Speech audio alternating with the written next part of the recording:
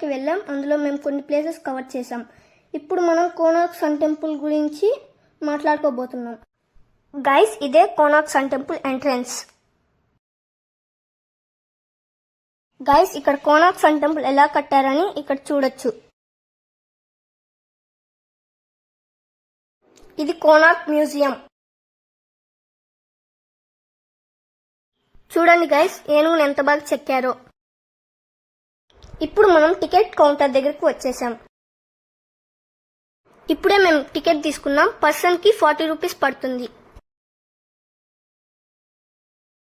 ఇక్కడ మీరు చూస్తున్నట్టయితే Konark sun temple guide map అయితే ఇక్కడ ఉంది. గైస్, ఇప్పుడే కోనార్క్ సన్ టెంపుల్ లోకి ఎంటర్ అయిపోయాం. కోనార్క్ సన్ టెంపుల్ లో కోనార్క్ సన్ డైల్ ఉంటుంది. ఇది కోనార్క్ వీల్ అని కూడా పిలుస్తారు.